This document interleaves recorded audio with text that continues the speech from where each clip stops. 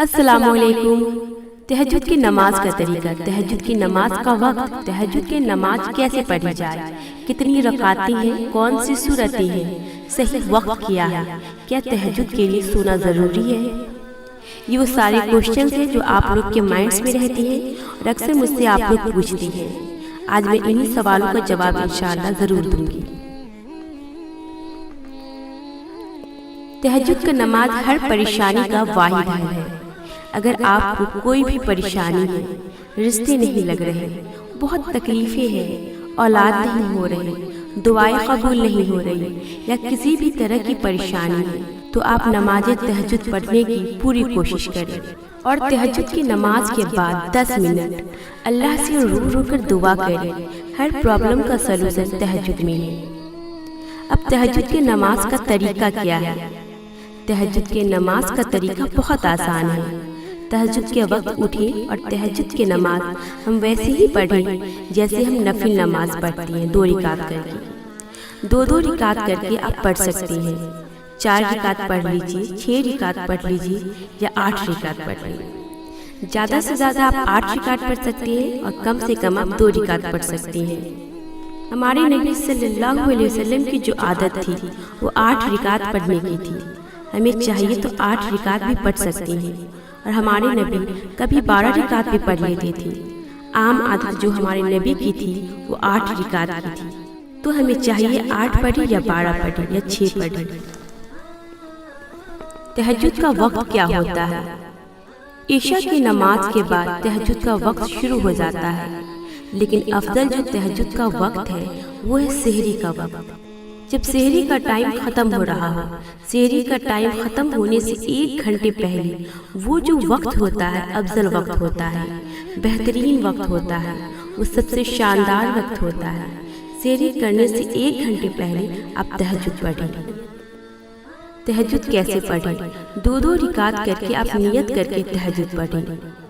تہجد کی نماز میں کون سی سورتیں پڑھنی چاہیے؟ جو سورہ آپ چاہیں وہ سورہ آپ پڑھ سکتے ہیں۔ آپ کو 2 سورہ یاد ہے تو 2 رکعت کے بعد وہ سورہ پڑھیں، پھر 2 رکعت کے بعد وہ سورہ پڑھیں۔ جو سورہ یاد ہے آپ کو، آپ وہ سورہ پڑھ سکتے ہیں، جیسے آپ نفل نماز میں کوئی بھی سورہ پڑھ لیتی ہیں۔ تہجد کے لیے سونا ضروری ہے؟ تہجد کے لیے سونا ضروری نہیں ہے۔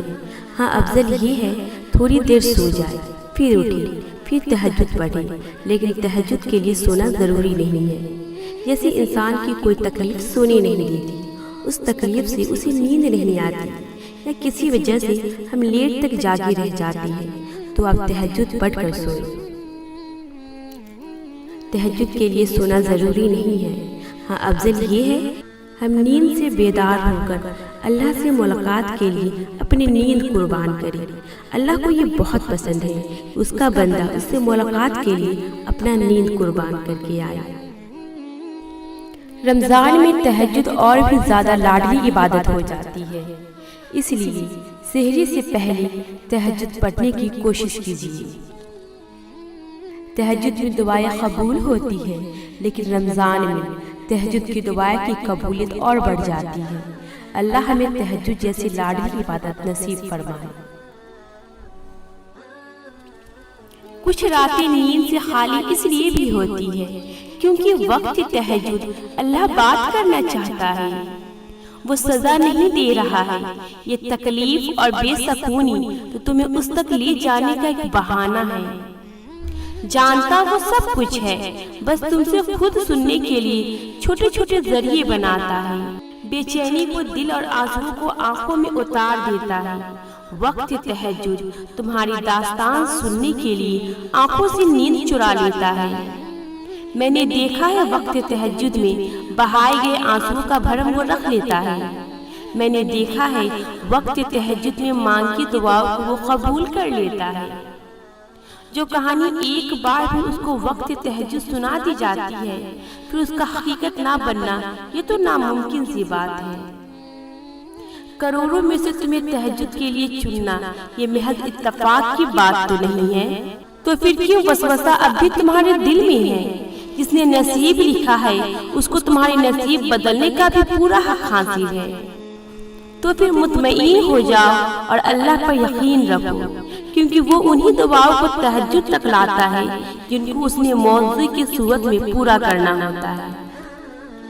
ابھی بھی وہ سب ہو سکتا ہے جو تم چاہتے ہو، ابھی بھی وہ سب مل سکتا ہے جو تم مانگتے ہو، ابھی بھی قبولیت کی ایک گھڑی باقی ہے، ابھی بھی تہجد کا پڑھنا مقدر پر بھاری ہے۔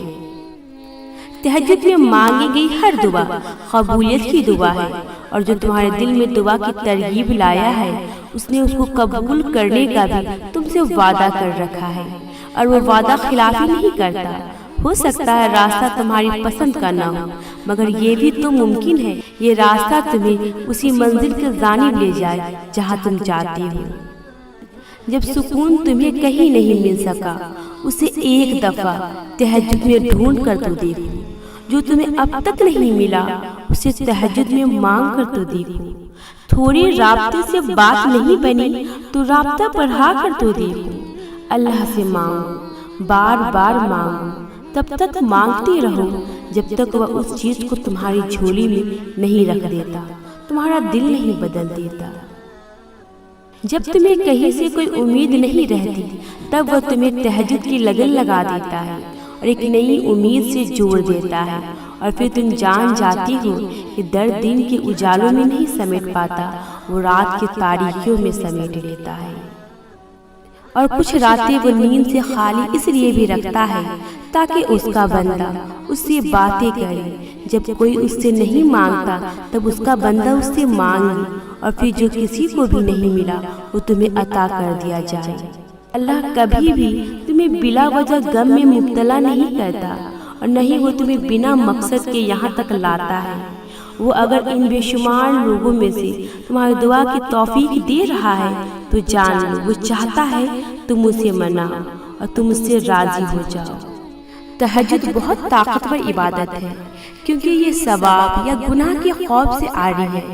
تہجد تک انسان تک پہنچنا ہی جب ساری حسرتیں دل کا ساتھ چھوڑ دیتی ہے، پھر انسان یہ نہیں سوچتا اتنا ثواب ملے گا، اتنا گناہ ملے گا، تب بس انسان یہ سوچتا ہے کہ اللہ ملے گا، اللہ سے ملاقات ہوگی۔ اللہ نے اتنا سکون کائنات کے کسی وقت میں نہیں رکھا جتنا تہجد میں رکھا ہے۔